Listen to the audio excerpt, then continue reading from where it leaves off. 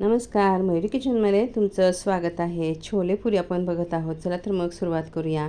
एक वाटी छोले काबुली चणे मी रात्रभर पाण्यात भिजत ठेवले होते आणि ते एका छोट्या कुकरमध्ये टाकून घेतले आहेत. त्यामध्ये 1 ग्लास पाणीसुद्धा टाकलं आहे आणि 2 तमालपत्र टाकून आपण याच्यामध्ये खडे मसाले टाकायचे आहेत.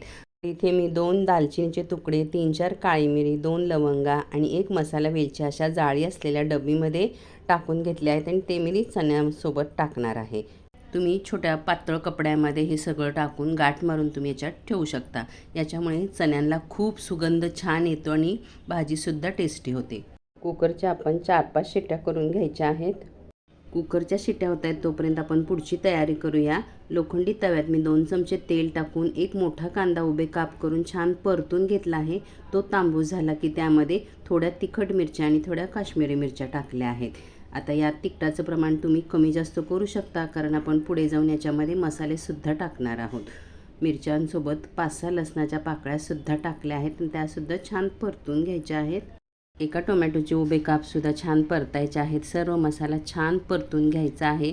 3-4 आल्याचे तुकडेसुद्धा यामध्ये मी टाकून घेतले आहेत. मसाला आता छान थंड होऊन घ्यायचा आहे आणि मग आपण वाटायचं आहे. तोपर्यंत आपण पुरीचं पीठ भिजवूया. पुरीचं पीठ फक्त 5-10 मिनटं भिजलं तरी चालेल. 1 वाटी गव्हाचं पीठ घेतलं आहे. पाव वाटी रवा मी वाटीत घेतला आहे, पण त्याच्या निम्मा टाकला आहे. म्हणजे मोठे 2 चमचे रवा मी याच्यामध्ये टाकला आहे. चवीपुरतं मीठ टाकलं आहे आणि 2-3 चमचे तेलाचं मोहन आपण यामध्ये टाकणार आहोत. सुके पदार्थ आपण आधी मिक्स करून घ्यायचे. नंतर आपण 2 चमचे तेलाचं मोहन टाकलं आहे ते चमच्याने मिक्स करून नंतर थोडं पाणी टाकत आपण याचा घट्टसर गोळा मळून घ्यायचा आहे. आपल्या चपातीपेक्षा थोडंसं घट्टसर हे पीठ भिजवायचं आहे. पुरीचं पीठ नेहमी थोडंसं घट्ट असावं, म्हणजे पुऱ्या छान करकरीत होतात. कपडा ठेवून मी हे झाकण ठेवलं आहे. मसाला आपला छान थंड झाला आहे. तो आपण आता मिक्सरमध्ये टाकून वाटून घेऊया. त्यामध्ये 1 चमचा खसखस मी भाजून ठेवली होती ती टाकली आहे. कोथिंबीरची देठासकट आणि थोडंसं मीठ टाकून हे आपण वाटून घ्यायचं आहे. छोले आपले छान शिजलेले आहेत. अजिबात सालं वगैरे निघालेले नाहीत. सोड्याचा वापर करू नका अजिबात. असे छोले 5 शिट्टीमध्ये छान शिजतात. आपण आता फोडणी करून घेऊया. कढईमध्ये 2 चमचे तेल, मोहरी, जिरं, ठेचलेलं आलं, लसूण, कढीपत्त्याची पानं तोडून टाकली आहेत. हे सगळं छान परतून घ्यायचं आहे. हिंग आणि हळद टाकून घ्यायची आहे. यामध्ये आपण आता वाटून घेतलेला मसाला छान तेल सुटेपर्यंत परतून घ्यायचा आहे आणि हा मसाला तुम्ही 3-4 दिवस फ्रीजमध्ये ठेवून कोणत्याही भाज्यांना वापरू शकता. मसाल्यामध्ये थोडंसं 2 चमचे पाणी टाकूनसुद्धा मसाला आपण छान परतून घ्यायचा आहे. यामध्येच आता अर्धा चमचा काश्मीरी मिरची पावडर, अर्धा चमचा लाल तिखट, गरम मसाला, धनेपूड आणि जिरेपूड टाकून आपण सगळे छान परतून घ्यायचं आहे. मसाले अगदी तेल सुटेपर्यंत छान परतायचे आहेत. मसाला छान परतल्यानंतर आपण यामध्ये शिजवून घेतलेले छोले टाकून घ्यायचे आहेत आणि सगळं छान मिक्स करून घ्यायचं आहे. यामध्ये आता मी 1 पेलाभर पाणी पुन्हा गरम करून टाकते आहे.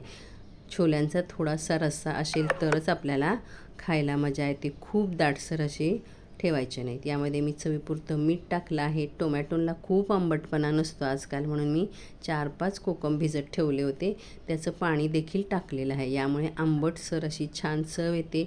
चव बॅलन्स करण्यासाठी चिमटभर साखरसुद्धा टाकली आहे. सगळं छान मिक्स करून घ्यायचं आहे आणि 1 ग्लासभर कडकडीत गरम पाणी मी याच्यामध्ये टाकलं आहे. यामुळे भाजीला लवकर उकळी येते आणि भाजी पटकनसुद्धा होते. कुकरमध्ये छोले छान शिजलेले आपण पाहिलं आहे, तरीसुद्धा सर्व मसाले आणि छोले एकजीव होण्यासाठी 10-1 मिनिट याला आपण झाकण ठेवून मीडियम गॅसवर छान शिजून द्यायचं आहे. मध्ये मध्ये चेक करायचं आहे. तुम्ही बघू शकता मस्त रंग देखील आलेला आहे, दाटसर झालेली आहे आणि कोथिंबीर टाकून आपण गॅस बंद करायचा आहे. पुरी लाटण्यासाठी मी पोळपाटवर चपाती एवढाच गोळा घेतला आहे आणि त्याची मोठी चपाती लाटून घेतली आहे. चपातीपेक्षा थोडंसं जाडसर लाटून घ्यायचं आणि वाटीने आपण याच्या पुऱ्या पाडून घ्यायच्या आहेत. एक पुरी लाटत बसलं तर खूप वेळ जातो. त्यापेक्षा असं बरं पडतं आणि पटापट तळायलासुद्धा मिळतात. त्यामुळे मी अशी चपाती लाटून घेतली आहे आणि वाटीने पुऱ्या पाडून आपण पुऱ्या तळून घ्यायच्या आहेत. गॅसवर मी तेल तापत ठेवलेलं आहे. तेल कडकडीत गरम करायचं आणि गॅस मिडियम ठेवून आपण पुऱ्या तळून घ्यायच्या.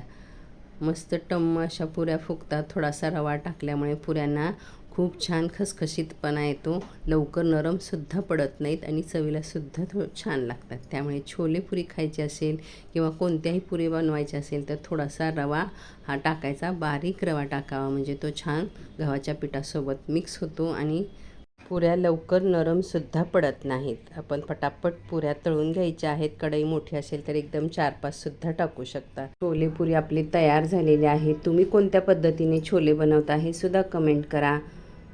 चॅनलवर नवीन असाल तर सबस्क्राईब करा. रेसिपी आवडली असेल तर लाईक करा, शेअर करा. धन्यवाद.